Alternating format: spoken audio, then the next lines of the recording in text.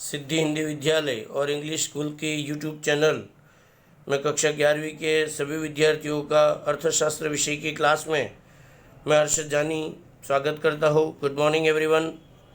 विषय की शुरुआत करें उससे पहले सुंदर सा सुविचार कि जो व्यक्ति अपनी गलतियों के लिए खुद से लड़ता है उसे दुनिया की कोई ताकत हरा नहीं सकती। जो व्यक्ति अपनी गलतियों के लिए खुद से लड़ता है उनको दुनिया की कोई ताकत हरा नहीं सकती। वर्तमान माहौल के हिसाब से अपने आप को खुद से लड़ना है और खुद से बचा कर रखना है। इसी सुंदर से सुविचार के साथ 1 मिनट के लिए माता सरस्वती को याद कर लेते हैं।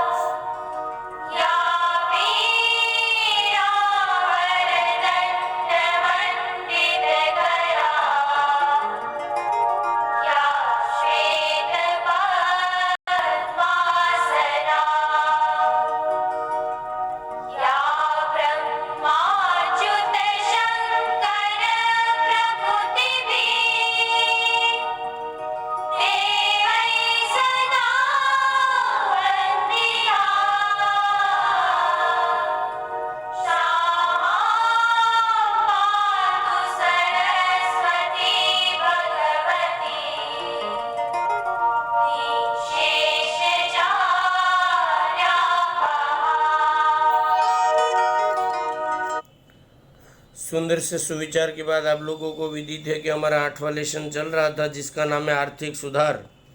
और उसके अंतर्गत हमने आर्थिक सुधार क्या होता है, आर्थिक सुधार भारत में क्यों किया गया, आर्थिक सुधार के पीछे कौन कौन से उद्देश्य काम कर रहे थे, और उसके बाद आर्थिक सुधार की पहली प्रक्रिया का पहला मुद्दा उदारीकरण नाम का जो मुद्दा है उसको हमने शुरू किया था। पुनः एक बार आप लोगों को बता दूं कि सरकार के नीति नियमों में क्रमशः कमी करना अर्थात उदारीकरण के अंतर्गत सरकार ने अर्थतंत्र में राज्य के अंकुश कम कर दिए, निर्णयों की प्रक्रिया में बाजार की मांग पूर्ति के तत्वों का असर बढ़ा दिया, विभिन्न चरणों में सार्वजनिक क्षेत्रों में जो निजी क्षेत्रों का प्रवेश कराया और देश के उद्योगों को अंतर्राष्ट्रीय स्पर्धा के समक्ष दिया जाने वाला नीतिगत रक्षण धीमे धीमे कम हो गया, जिससे विदेशी उद्योग के मामले में हमारे उद्योग तटस्थ रह सके।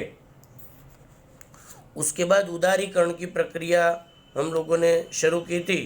अब उदारीकरण की प्रक्रिया देखने से पहले आपको बता दूं उसके अंतर्गत 5 मुद्दे आप लोगों को लिखने रहेंगे। सबसे पहले तो आप लोगों को परिभाषा लिखनी पड़ेगी, वो तो है ही है कि भाई फिर भी भारत में आर्थिक उदारीकरण का अमल विभिन्न चरणों में हुआ है। सरकार ने अलग अलग प्रकार के उत्पादक पूंजी निवेश कर्ताओं के लिए नियमों में छूटछाट दी, उसके बाद पूंजी निवेशकों के लिए छूट दी, कई प्रकार के कदम उठाए, पर फिर भी उसके अंतर्गत 5 कदम मुख्य है जो आपकी स्क्रीन के अंदर है। सबसे पहला उदारीकरण की प्रक्रिया में क्या किया सरकार ने, जो MRTP मतलब मोनोपोलीज रिस्ट्रिक्टेड ट्रेड प्रैक्टिस नाम का जो एक्ट मतलब कानून था, वो 1969 में लागू हुआ था, जिसको 2002 में कंपटीशन में मतलब बदल दिया। मतलब MRTP का जो कानून था वो एक्ट को कंपटीशन एक्ट का नाम दे दिया। कब? 2002 में। मतलब पहले हमारा जो कानून था व्यापार को लेकर, उदारीकरण को लेकर, वो MRTP था। उसको लेकर सरकार ने 2002 में मतलब पहला कदम कि MRTP का 1969 का जो कानून था उसको बदलकर सरकार ने 2002 में कंपटीशन एक्ट कर दिया। नंबर 2, फेरा नाम का जो एक एक्ट था या कानून था उसमें रेगुलेशन शब्द था और रेगुलेशन शब्द को हटाकर मैनेजमेंट शब्द कर दिया। मतलब फेरा नामक कानून में रेगुलेशन शब्द को हटाकर मैनेजमेंट शब्द कर दिया, अर्थात नियंत्रण करने के बदले में संचालन। मतलब पहले सरकार नियंत्रण करती थी, अब सरकार केवल संचालन करती है। अर्थात फेरा नाम का, इन शॉर्ट आपको मुद्दा ये बनाना है कि उदारीकरण के बाद फेरा नाम का कानून फेमा हो गया। मतलब रेगुलेशन को हटा दिया और मैनेजमेंट को शामिल कर लिया। नंबर 3, औद्योगिक नीति में बड़े पैमाने पर परिवर्तन हुए, जहाँ पर सार्वजनिक क्षेत्रों के लिए जो आरक्षित उद्योग थे उनकी मात्रा को घटाकर 3 कर दिए। 10वीं में आप लोग पढ़े थे कि सरकार ने पहले 64 उद्योगों को आरक्षित रखा था, उनकी संख्या को घटाकर उदारीकरण के बाद उनकी संख्या केवल 3 कर दी। इन शॉर्ट, औद्योगिक नीति के अंतर्गत जो उद्योगों को आरक्षित रखा गया था उसकी मात्रा को घटाकर 3 कर दिया गया। नंबर 4, विदेशी पूंजी निवेश की प्रक्रिया को सरल बनाया और तमाम आर्थिक क्षेत्रों में विदेशी पूंजी निवेश हेतु अपने लाइसेंस प्राप्त हो। इन शॉर्ट, सभी व्यापारिक उद्योगों के लिए लाइसेंस की प्रथा को लागू कर दिया और वो सरलता से प्राप्त हो ऐसी व्यवस्था सरकार ने कर दी। और नंबर 5, राजकोषीय नीति, व्यापार नीति, आयात निर्यात नीति, राज्य को बाजार तत्वों के द्वारा आर्थिक निर्णय की प्रक्रिया में अधिक महत्व दे। मतलब इन शॉर्ट, राजकोषीय, व्यापार, आयात निर्यात की नीति जो थी उनको सरल बना दिया अपनी परिभाषा में, जिससे मुद्रा की दर को अधिकतम मुक्त बना। मतलब व्यक्ति अपने हिसाब से विदेश में पैसे ले जा सकता है और अपनी इच्छा से विदेशों से कमाया गया पैसा भारत में ला भी सकता है। इस प्रकार 5 मुद्दे आप लोगों को उदारीकरण की प्रक्रिया में लिखने हैं। ये 3 अंकों का आप लोगों का टॉपिक कंप्लीट हो जाता है। उसके बाद दूसरी नीति थी जिसका नाम था निजीकरण। अब किताब के अंतर्गत तो परिभाषा है ही है, पर मैं आप लोगों को निजीकरण की परिभाषा बता दूं कि सरकारी क्षेत्रों का संचालन, लिखना हो तो लिख लीजिएगा, सरकारी क्षेत्रों का संचालन निजी क्षेत्र को सौंपने की प्रक्रिया अर्थात निजीकरण। सरकारी क्षेत्रों का संचालन निजी व्यक्ति को सौंपना अर्थात निजीकरण की प्रक्रिया। किताब के अंतर्गत निजीकरण अर्थात औद्योगिक मालिकी का सार्वजनिक क्षेत्रों में से निजी क्षेत्र में हस्तांतरण। बात तो वही हुआ कि भाई जो पहले संचालन सरकार करती थी, अब उसी का संचालन अब केवल निजी व्यक्ति के द्वारा, मतलब पहले निर्णय सरकार के द्वारा होता था, अब व्यक्ति या निजी कंपनियों के द्वारा होता है। सरकार देश में सार्वजनिक क्षेत्र के उद्योगों की मालिकी और संचालन करती थी। ये मालिकी को पूर्ण रूप से अथवा आंशिक रूप से किसको सौंप दिया? निजी को सौंप दिया। आज अगर मानो कि मैं यहाँ पर कोई पक्षपात नहीं कर रहा हूँ, पर यदि कांग्रेस सरकार अगर मानो कि मोदी सरकार की कोई नीतियों के विरुद्ध में अगर बोलती है, तो ये जो निजीकरण की जो प्राइवेट लिमिटेड कंपनियों को जो लाने की बात थी, वो कांग्रेस सरकार ने 1991 के अंतर्गत की थी। अर्थात एक मुद्दा हुआ परिभाषा कि सार्वजनिक क्षेत्रों की इकाइयों को निजी क्षेत्रों के हाथ में सौंपना अर्थात निजीकरण। उसका दूसरा मुद्दा कब हुआ? तो फिक्स है टाइम तीनों का कि भाई 1 जुलाई 1991 को भारत में निजीकरण लागू किया गया। आगे भारत में निजीकरण की प्रक्रिया। भारत में निजीकरण की प्रक्रिया 3 प्रकार से हो सकती है। 1, विनिवेशीकरण। 2, सार्वजनिक क्षेत्र के लिए आरक्षित उद्योगों की संख्या कम करके। और तीसरा, सार्वजनिक और निजी और संयुक्त मालिकी के उद्योगों को स्थापित करना। मतलब 3 प्रकार से भारत में निजीकरण की प्रक्रिया हो सकती है। एक, विनिवेशीकरण के द्वारा। क्या होता है सर विनिवेशीकरण? तो जब टॉपिक आएगा तब उसके बारे में बात करेंगे। सार्वजनिक क्षेत्रों की जो मतलब जो पहले सरकारी उद्योग थे उनकी संख्या घटाकर। और तीसरा, सार्वजनिक और निजी ये दोनों मिलकर एक तीसरे उद्योग की स्थापना करें जिसको संयुक्त उद्योग कहा जाता है। अब भारत में विनिवेशीकरण की प्रक्रिया क्या होती है? तो विनिवेशीकरण की परिभाषा आप लोगों को किताब में दी गई है कि क्या होता है सर विनिवेशीकरण? के सार्वजनिक क्षेत्र के उद्योगों में से राज्य स्वयं अपना हिस्सा कम करके निजी क्षेत्र को बेच दे। अर्थात पहले सरकार के पास 51% शेयर था और अभी सरकार के पास केवल 48% शेयर हो गया।